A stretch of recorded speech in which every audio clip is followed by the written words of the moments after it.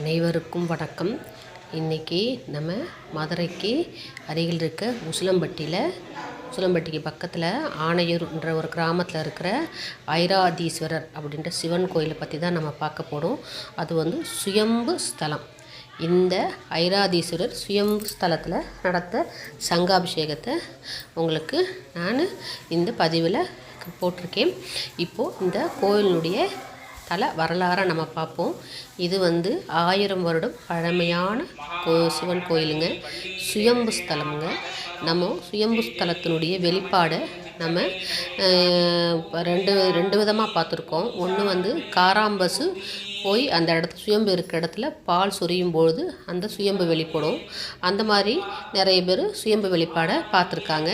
இன்னொன்று இங்கே எப்படின்னா ஐராதீஸ்வரர் அப்படின்ற யானைக்கு தானே அந்த இந்திரனுடைய யானைக்கு தான் அந்த பேர்.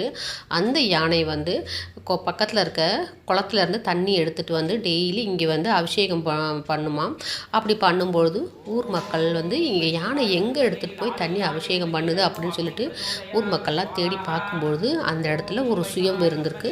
அதனால் இந்த யானை தண்ணி அபிஷேகம் பண்ணி அதனால் சுயம்பு வெளிவந்ததுனால இந்த சிவனுக்கு ஐராதீஸ்வரர் அப்படின்னு பேருங்க. மிகவும் அருமையான ஒரு கோயிலுங்க. இங்கே தாயார் மீனாட்சி அம்மையாருங்க, ரொம்ப அழகாக இருப்பாங்க. இப்போ பாருங்கள், இந்த கோயிலில் நடக்கிற யாகங்கள், சங்காபிஷேகம் எல்லாமே நீங்கள் பாருங்கள், தரிசிச்சுக்குங்க.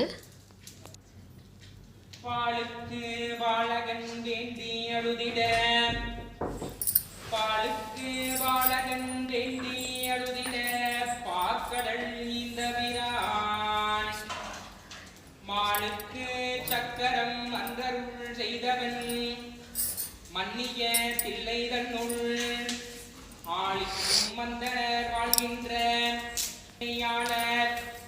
சிவசிவ என்றிட தீவினை மாடும் சிவசிவ என்றிட தேவரும் ஆவர் சிவசிவ என சிவகதிதானே. சிவா திருச்சிற்றம்பலம். ஓம் தத்புருஷாய வித்மகே வக்ரதுண்டாய தீமஹி தன்னோ தந்தி பிரச்சோதயாத்.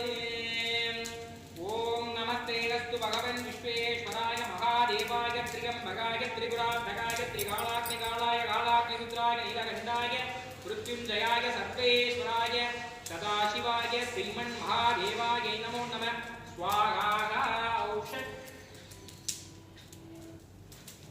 புனிதரும் சேவடி கோமளமே ஒன்றை வாழனே பனிதரும் திங்களும் பாம்பும் பகீரதியும் படைத்த புனிதரும் நீயும் என் துதியில் என்னாலும் பொருந்துகனே.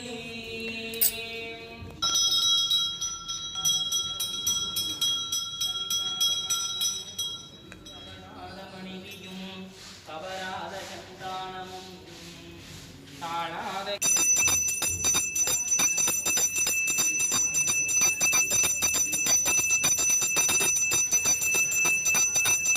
அருமையாக சங்கில் அபிஷேகம் பண்ண ஆரம்பிச்சிட்டாங்கங்க.